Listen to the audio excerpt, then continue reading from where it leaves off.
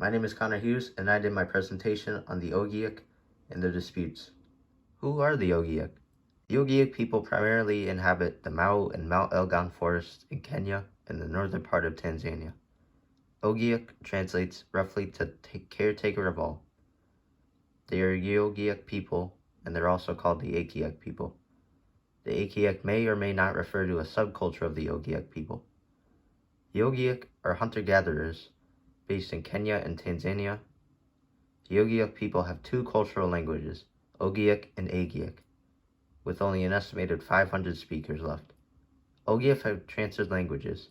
In Tanzania, they now speak Maasai and the Agiek of Kenya. The Ogiek in Kenya mostly speak Gikuyu now.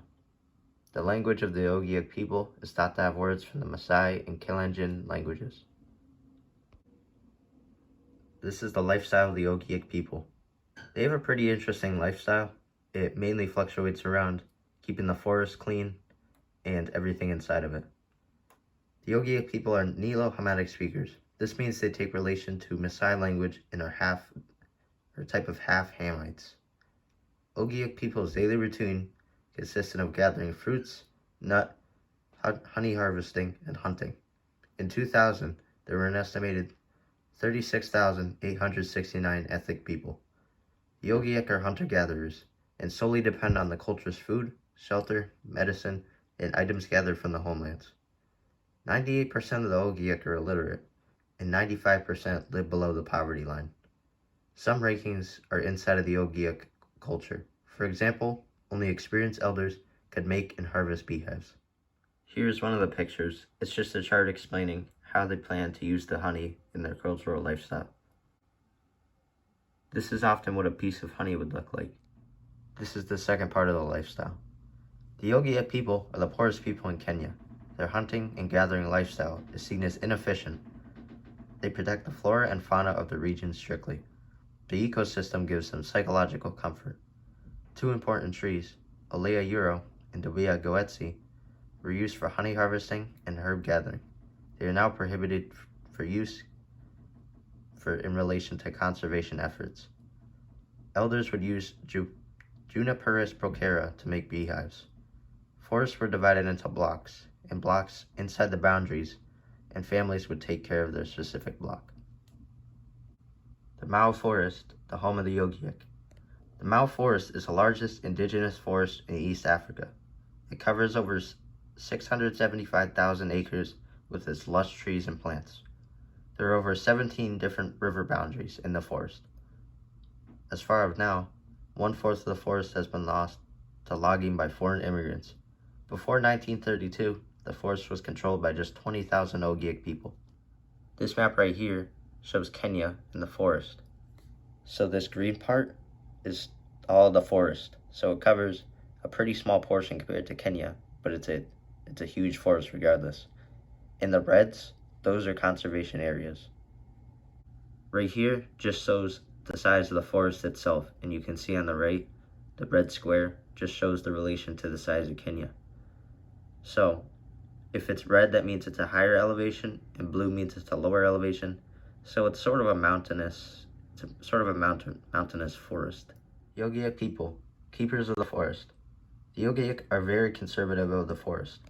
The land was never cleared to create farms. There were systems put in place by the elders called sound systems, which would prevent forest fires. The Ogiek are peaceful with the forest and do not hunt endangered species and only gather sustainably, but are still targeted by Kenyan government. There is only indigenous tactics used to preserve the forest by the Ogiek, not the conservation people. Now we're going to get into the problems with the Kenyan government, because the Ogiek people have struggled with their land. The Ogiek people are obviously very protective of the forest, the home they live in, so if it was threatened, they would definitely retaliate. In the 1930s, tensions between the Ogiek and Kenyan governments began. At this time, parts of the Mau forest started to be cleared for forest plantations, and the exotic trees were used. The Ogiek were very mad at this. Illegal logging and mass charcoal productions were the main causes of the clearings. Sawmillers began to sell logging licenses at very low costs, so many people could log on the forest. The Ogiek started to become very angry at the Kenyan government. So this shows just an example of like all the trees, and you see on the left, it's more of like a dead field now because there's no trees there. And here, it's them walking over the logged parts. The tension with the Kenyan government became worse over the years. In the period of 1930s to 2020s, more problems with the Kenyan government and Ogiek land ownership became apparent. With the demands for logging increasing, some of the deforestation cut into Ogiek villages. As a result, many were evicted from their homes. 220,000 acres have been destroyed by loggers so far, equivalent to 1/5 of the forest. The Shamba system was introduced by the Kenyan government. It has been very controversial for the people. It aims to cut down dead parts of the forest to make farmland to hopefully regrow the land better, but the Ogiek believe the trees should die on their own. In other words, they believe like it should have like a natural death, and the government shouldn't interfere with the forest. Kenya's government has evicted hundreds of Ogiek families, and the Ogiek show no legal land ownership documents, so they struggle to keep up with their land.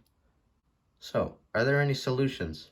That is a yes. As of very recently, some Ogiek members have paired with rangers from the Kenya Forest Service, which are a group of forest rangers. In 2016, there was an act released by the Kenyan government called the Revised Forest Conservation Act of 2016. The laws placed by the Kenyan government are meant to complement Ogiek cultural beliefs. Since 2018, there have been 60,000 trees planted in the Mau Forest. In the beginning, the Ogiek were rightfully skeptical of the government due to the past evictions of the Ogiek people. The forest rangers have now made 18 tree nurseries across Kenya.